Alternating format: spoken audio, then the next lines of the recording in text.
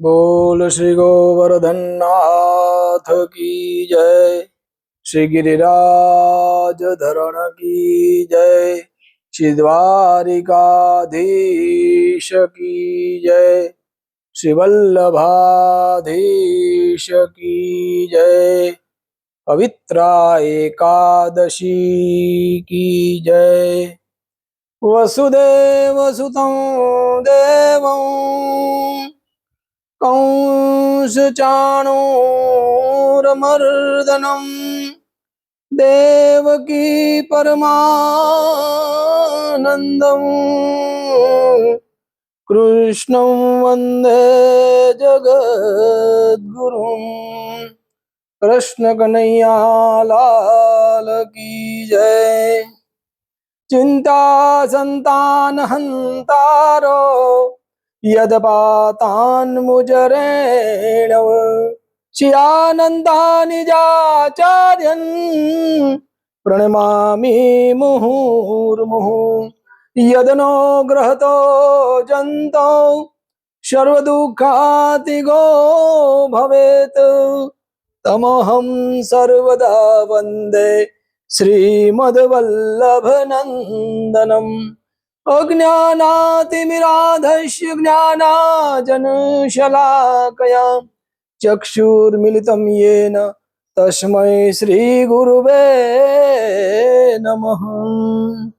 बोल श्री कृष्ण कन्हैया लाल की जय। वाला श्रोताजनो, આજે આપણે શ્રાવણ મહિનાની પવિત્ર એકાદશી, જેને પુત્રદા એકાદશી પણ કહેવામાં આવે છે, મારા વાલા વૈષ્ણવ ભાઈઓ અને બહેનો, આજે આપણે વાત કરવાના છીએ એક એવી પરંપરાની જેમાં માત્ર દોરો નથી પણ ભક્તનું હૃદય ઠાકોરજીના ચરણોમાં અર્પણ થાય છે. આ પરંપરા છે પવિત્ર એકાદશીના દિવસે ઠાકોરજીને પવિત્ર ધરાવવાની. પુષ્ટિ માર્ગમાં પવિત્રતા એટલે માત્ર એક માળા નથી કે દોરો નથી. આ તો પ્રભુના પ્રત્યેના પ્રેમનું પ્રતીક છે, સમર્પણનું પ્રતીક છે અને પોતાના જીવનને ઠાકોરજીના ચરણમાં અર્પણ કરવાનો ભાવ છે. પવિત્ર સાંભળતા આપણા મનમાં એક સુંદર ભાવ આવે. અહીં પવિત્રતા ફક્ત બહારની નથી.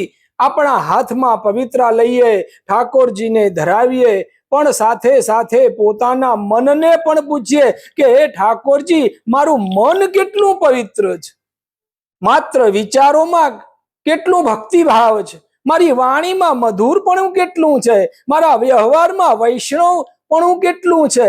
કારણ કે ઠાકોરજીને પવિત્ર ધરાવવાનો સાચો અર્થ એ છે કે પ્રભુ, આજે હું મારી જાતને આપના પવિત્ર ચરણોમાં પવિત્ર કરવાનો પ્રયત્ન કરું છું.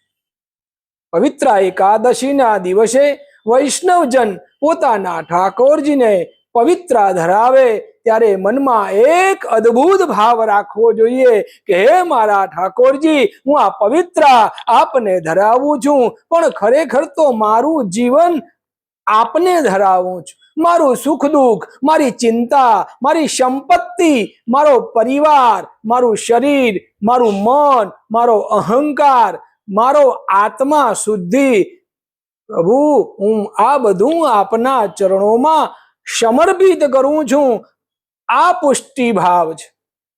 વૈષ્ણવ પરંપરામાં ઠાકોરજીને પોતાના પરિવારના સભ્યોની જેમ માનવામાં આવે છે. જેમ ઘરના કોઈ પ્રિય વ્યક્તિ માટે ઉત્સવ કરી, તેમ વૈષ્ણવ પોતાના લાલાને પ્રેમથી શણગારે. પવિત્ર ધરાવતી વખતે પણ ભાવ એવો જ હોય કે આજે મારા લાલાને હું મારા હાથે શણગારું. ક્યાંક પ્રેમ છે, ક્યાંક મમતા છે, ક્યાંક લાડ છે, ક્યાંક ભક્તિ છે. અને આ તો પુષ્ટિ માર્ગની સુંદરતા છે.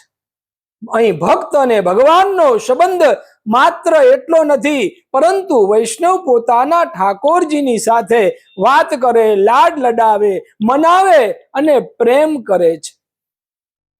વાલા શ્રોતાઓ, પવિત્ર ધારણ કરાવવાની પરંપરા સાથે ભક્તિ ભાવ જોડાયેલો છે. વૈષ્ણવજન ભાવથી ઠાકોરજીને પવિત્ર અર્પણ કરે, પ્રભુની કૃપા માટે પ્રાર્થના કરે. આ પ્રસંગ આપણને એક સુંદર ઉપદેશ આપે છે. પ્રભુને કંઈક આપવાની આપણી શક્તિ નથી, પણ આપણે જે કંઈ અર્પણ કરીએ તે પ્રભુએ જ આપણને આપેલું છે. આપણે પવિત્ર બનાવીએ, તેને કેસરમાં રંગીએ, મોતી માળા કે શણગારથી તેને સજાવીએ, પછી ઠાકોરજીને અર્પણ કરીએ, પરંતુ અંતરમાં ભાવ એવો હોવો જોઈએ કે હે પ્રભુ, મારી પાસે મારું પોતાનું કંઈ નથી. જો કે હે ઠાકોરજી, પવિત્ર ધરાવતી વખતે હે મારા ઠાકોરજી, આ પવિત્ર આપના ચરણોમાં ધરું છું. જેમ આ પવિત્ર આપના સ્વરૂપની શોભા આપે, તેમ આપની કૃપા મારા જીવનને શોભા આપે.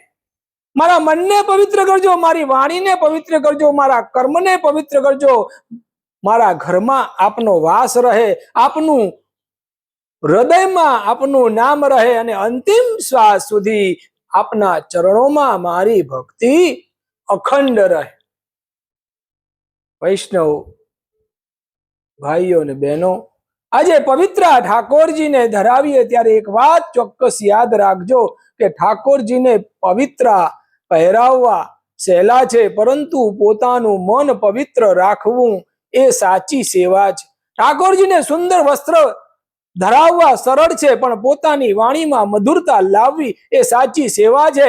ઠાકોરજીને માળાજી ધરાવવા સરળ છે, પણ કોઈના જીવનમાં ખુશીનું ફૂલ લાવવું એ સાચી સેવા છે.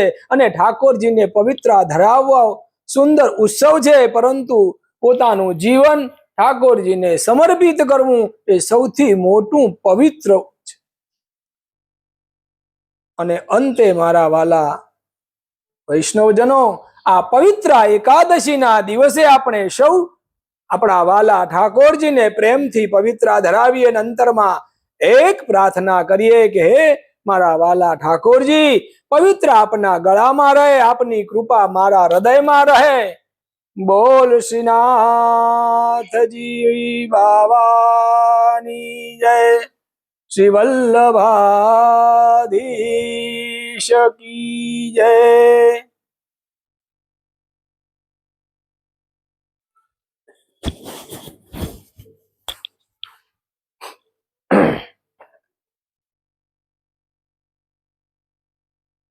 હવે પુષ્ટિમાર્ગીય પરંપરામાં આ પવિત્ર એકાદશી અત્યંત ભાવપૂર્વક ઉજવાય છે.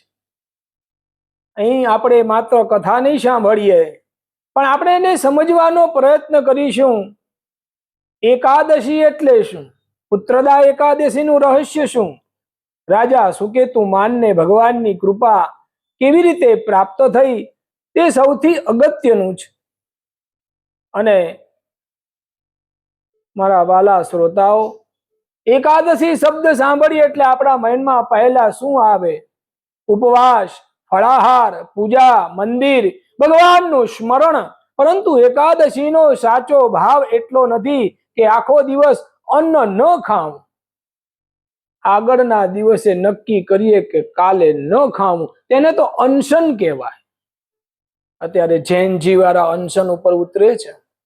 એ અનશન નથી, પણ એકાદશી એટલે ભગવાનની તરફ આપણા મનને લઈ જવાનો દિવસ. જે આપણે આખું જીવન દુનિયાની પાછળ દોડીએ, પૈસા, સંપત્તિ, માન, મોટાઈ, ચિંતા, પરંતુ આ એકાદશી આપણને કહે છે કે હે જીવ, એક દિવસ દુનિયાને થોડું બાજુએ રાખ, પોતાના અંતરમાં રહેલા ભગવાનને યાદ કર.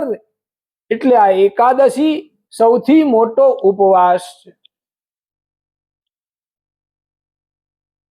દુર્વિચારનો ઉપવાસ, ક્રોધનો ઉપવાસ, અહંકારનો ઉપવાસ, પરનિંદાનો ઉપવાસ. અને જો કોઈ વ્યક્તિ આખો દિવસ ભૂખ્યો રહે પણ આખો દિવસ બીજાની નિંદા કરે, તે શું ભગવાન પ્રસન્ન થશે? ના. ભગવાનને આપણા પેટ કરતા આપણા હૃદયની ચિંતા છે. પ્રાચીન સમયમાં એક અત્યંત સુંદર સમૃદ્ધ નગરી હતી, ભદ્રાવતી નામે એક નગરી. આ નગરીમાં એક ધર્મનિષ્ઠ રાજા રાજ્ય કરતા હતા. તેમનું નામ સુકેતુમાન. રાજા ખૂબ પ્રજાવત્સલ હતા. રાજ્યમાં પ્રજા સુખી હતી. ધન ધાન્યની કોઈ કમી નહોતી. રાજમહેલમાં વૈભવ હતું. સૈન્ય શક્તિશાળી હતું. દરબારમાં વિદ્વાનો હતા. અને રાણી પણ અત્યંત સદાચારી અને ધર્મપરાયણ હતી. દુનિયાની નજરે રાજા પાસે બધું હતું, પણ એક વસ્તુ નહોતી, અને તે વસ્તુ સંતાન. અને આ એક જ અભાવ રાજાના જીવનમાં આખું સુખ ખાઈ રહ્યો હતો. એક રાત્રે રાજા પોતાના મહેલમાં બેઠા છે.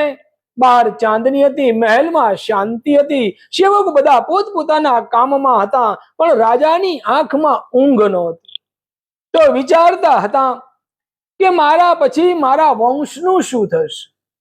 મારા પિતૃઓ માટે વિધિ કોણ કરશે? મારા રાજ્યનો વારસદાર કોણ બનશે? રાજા ધીમે ધીમે મહેલમાંથી બહાર આવ્યા છે. રાણીએ તેમને જોયા. તેણે પૂછ્યું કે મહારાજ, આપ આટલા ઉદાસ કેમ છો? રાજાની આંખમાં આંસુ આવે છે. તેમણે કહ્યું કે હે દેવી, મારી પાસે આખું આ રાજ્ય છે, પણ હું અંદરથી ગરીબ છું. મારી ગોદ ખાલી છે. આ સાંભળીને રાણી પણ રડવા લાગે છે. પરંતુ તેણે રાજાને કહ્યું કે મહારાજ, આપણે ભગવાનનો આશરો લઈએ. જ્યાં માણસની શક્તિ પૂરી થાય ત્યાં ભગવાનની કૃપા શરૂઆત થાય છે. કે આપણે ભગવાનનો આશ્રય લઈએ. જ્યાં માણસની શક્તિ પૂરી થાય છે ત્યાંથી ભગવાનની કૃપાની શરૂઆત થાય છે. આ વાક્ય સાંભળી રાજાનું મન થોડું શાંત થયું છે. પરંતુ થોડા દિવસ પછી રાજાનું મન ફરી અશાંત થયું. એક દિવસ તેઓ ઘોડા પર સવાર થઈ એકલા જ વનમાં નીકળી પડ્યા છે. ઘનઘોર જંગલ હતું. ઊંચા ઊંચા વૃક્ષ હતા. પક્ષીઓનો કલરવ સંભળાઈ રહ્યો હતો. ક્યાંક હરણા દોડી રહ્યા હતા, ક્યાંક ઝરણાનો અવાજ આવતો હતો.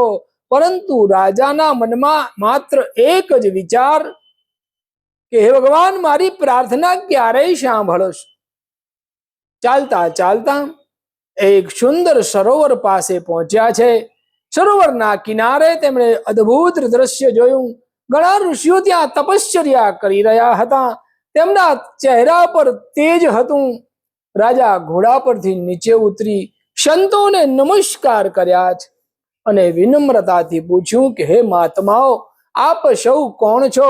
અહીં કયા પવિત્ર કાર્ય માટે પધાર્યા છો? આ કથા આપણને સંદેશ આપે કે કોઈને આપણે કંઈક પૂછવું હોય તો કઈ રીતે પૂછી શકાય. આપણે 4-વ્હીલર લઈને બેઠા આવીએ, એમાં બેઠા ગાડીનો હોર્ન મારીએ, પેલા ભાઈને પૂછીએ કે ભાઈ આ રસ્તો ક્યાં જશે? તો એને સારું ન લાગે, આપણને જવાબ વ્યવસ્થિત આપે નહીં. ગાડી બંધ કરી દરવાજો ખોલીને એની પાસે જઈને પૂછીએ કે મોટા ભાઈ, અમારે આ રસ્તે જવું છે, તમે મને રસ્તો બતાવશો પ્લીઝ? તો એ રસ્તો બરોબર બતાવે. તો આ કથા આપણને શીખવાડે છે કે આપણે કઈ રીતે કોઈને કંઈ પૂછવું હોય તે પૂછવાની રીત કઈ. રાજા એમને પૂછ્યું છે કે તમે અહીંયા કયા પવિત્ર કાર્ય માટે પધાર્યા છો? ઋષિઓએ રાજા તરફ કરુણાભરી નજરે કરી અને તેમણે કહ્યું કે હે રાજન, આજે શ્રાવણ સુદ એકાદશી છે. આ પવિત્ર એકાદશી પુત્રદા એકાદશી તરીકે પ્રસિદ્ધ છે. જે ભક્ત શ્રદ્ધાથી આ વ્રત કરે છે, ભગવાન શ્રી હરિની પૂજા કરે છે અને આ ભક્તિ ભાવથી તેમની શરણાગતિ સ્વીકારે છે, તેની મનોકામના ભગવાન પોતાની કૃપા પ્રમાણે તે પૂર્ણ કરે છે. રાજાની આંખમાં આશા આવી ગઈ એમણે હાથ જોડીને કહ્યું કે હે મહાત્માઓ, મારી સૌથી મોટી વ્યથા એ છે કે મને સંતાન નથી. ભગવાનની કૃપાથી મારું દુઃખ દૂર થશે, તો કૃપા કરીને મને આ વ્રતની રીત બતાવો. ઋષિઓએ રાજનને કહ્યું કે હે રાજન, સૌપ્રથમ પોતાના મનને ભગવાનના ચરણોમાં અર્પણ કરો.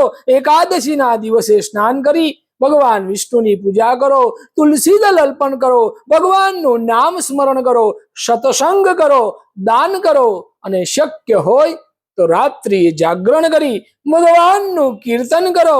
પરંતુ સૌથી અગત્યનું કે તમારી પ્રાર્થનામાં સ્વાર્થ કરતા શ્રદ્ધા વધારે રાખજો. ભગવાનને કહેજો કે પ્રભુ, મને જે જોઈએ તે આપ જાણો જ, પરંતુ મને આપની ઈચ્છા જ સ્વીકાર્ય છે. રાજાએ ઋષિઓના ચરણોમાં નમન કર્યું છે. રાજાએ એ જ સ્થળે એકાદશીનું વ્રત કરવાનો સંકલ્પ કર્યો. તેમણે ભગવાન શ્રી હરિનું ધ્યાન કર્યું, આંખો બંધ કરી હાથ જોડ્યા અને કહ્યું કે હે નારાયણ, આજે હું તમારી શરણમાં આવ્યો છું. મારા હૃદયની આ વાત આપ જાણો છો કે મારી ગોદ ખાલી છે, મારું મન વ્યથિત છે. આજે હું મારી ચિંતા આપને સોંપું છું. મને મારી ભક્તિ આપજો. મારા જીવનનું આપનું સ્મરણ ક્યારેય ઓછું ન થાય. રાજાએ ઉપવાસ કર્યો છે, ભગવાનનું નામ લીધું છે અને પૂર્ણ શ્રદ્ધાથી એકાદશીનું પાલન કર્યું છે. ઉપવાસ એટલે ઉપરવાળાની જોડે વાસ કરવો અને પ્રભુના કીર્તનમાં એના ગુણગાન ગાવામાં ખાવાનું ભાન ન રહે, તેનું નામ ઉપવાસ. અને આપણે શું કરીએ છીએ? અપવાસ. આપણે તો ફરાળ કરીએ, શીરો ખાઈએ, મોરૈયો ખાઈએ, રાજગરાનો શીરો ખાઈએ, સુરણનું શાક કરીએ, બટાકાની સૂકી ભાજી ખાઈએ, કેળા ખાઈએ, રાત્રે સૂતી વખતે ઉકાળેલું દૂધ પીએ અને પછી કહીએ મેં તો આજે એકાદશી કરી છે. ભાઈ, આવી એકાદશીથી ભગવાન પ્રસન્ન થતા નથી. રોજ કરતા તું આજે વધારે ખાઈ ગયો છે. પણ આપણે મૂળ કથા ઉપર આવીએ. સમય પસાર થયો, રાજા પોતાના મહેલમાં પાછા આવ્યા. થોડા સમય પછી મહેલમાં ખુશીના સમાચાર આવ્યા છે કે રાણી ગર્ભવતી થઈ છે. રાજાના જીવનમાં જાણે વસંત આવી છે. યોગ્ય સમય આવતા એક સુંદર પુત્રને જન્મ આપ્યો. આખું રાજ્ય આનંદમાં ડૂબી ગયું. મહેલમાં શંખ વાગવા લાગ્યા, મંદિરમાં ઘંટનાદ થયો, બ્રાહ્મણોને દાન આપવામાં આવ્યું. રાજા રાણીની આંખમાં આનંદના આંસુ છલકાયા છે. રાજાએ ભગવાન શ્રી હરિને નમન કર્યા અને કહ્યું કે હે પ્રભુ, આપની કૃપા વિના આ કાર્ય શક્ય નહોતું. વાલા ભક્તો, આ પુત્રદા એકાદશી ની કથા હવે આપણને એક બીજા સુંદર ભાવ તરફ લઈ જાય છે. અહીં કથાનો રંગ બદલાય છે. ભગવાન પાસે માગવાનું નથી, અહીં તો ભગવાનને પ્રેમથી કંઈક આપવાનું છે. પુષ્ટિ માર્ગમાં ઠાકોરજીને ભગવાન તરીકે નહીં પણ પોતાના લાલા પ્રિયતમ અને પરિવારના સભ્ય તરીકે પ્રેમ કરવામાં આવે છે. તેથી ઠાકોરજીની સેવા પણ અત્યંત પ્રેમપૂર્વક કરવામાં આવે છે. જેમ ઘરમાં કોઈ પ્રિય વ્યક્તિ માટે આપણે નવા કપડા લાવીએ, નવો શણગાર કરીએ, તેમ વૈષ્ણવજન પોતાના ઠાકોરજીના ને પ્રેમથી શણગારે છે. પવિત્ર એકાદશીના દિવસે પવિત્રા ધરાવવામાં આવે, પવિત્રા સુંદર રીતે તૈયાર કરવામાં આવે અને ભગવાનને, પ્રભુને અર્પણ કરવામાં આવે.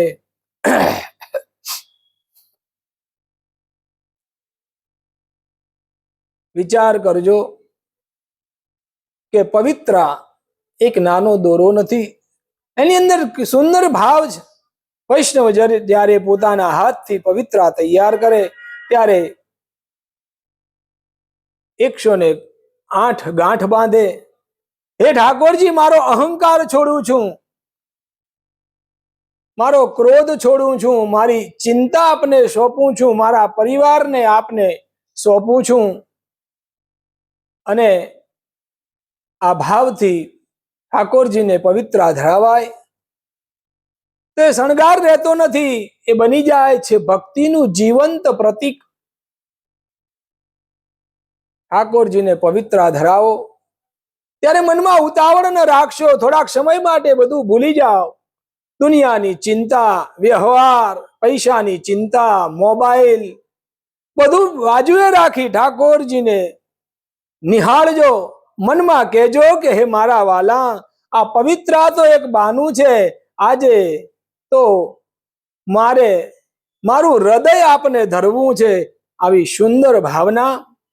વાલા શ્રોતાઓ, તમે વિચારજો કે એક બાજુ પુત્રદા એકાદશી, એક બાજુ પવિત્ર એકાદશી, બંનેનો ભાવ શું? ખૂબ સુંદર વાત છે. પુત્રદા એકાદશી ભક્તમાં ભગવાન પાસે પોતાની મનોકામના લઈને જાય છે. પવિત્ર એકાદશીમાં ભક્ત પોતાના હૃદયનો પ્રેમ ભગવાન પાસે લઈને જાય છે.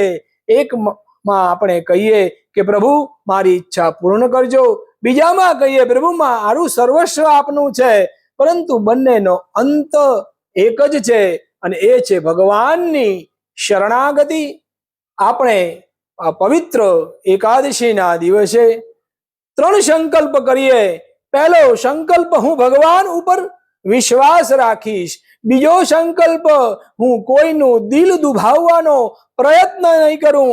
અને ત્રીજો સંકલ્પ, હું મારા ઘરમાં ઠાકોરજીનું નામ અને ભક્તિનું વાતાવરણ બનાવીશ. અને જો શક્ય હોય તો તમારા ઠાકોરજીને પ્રેમથી પવિત્ર ધરાવજો. પવિત્ર ન હોય તો એક સૂતરનો દોરો લઈ એને 108 વખત વીંટી, એને કેસરથી રંગી, ચંદનથી રંગી, અને એ પવિત્ર બનાવીને ઠાકોરજીને અર્પણ કરશો. પ્રભુને વસ્તુ કરતા ભાવ વધારે પ્રિય છે. અને તુલસીનું પાન, એક ફૂલ, અને આંખમાંથી નીકળેલું એક આંસુ, અને જો તેમાં પ્રેમ હોય તો એ પ્રભુ માટે અમૂલ્ય છે. હે મારા ઠાકોરજી, મારા લાલા, આજે તમારા ચરણોમાં પવિત્ર અર્પણ કરીએ.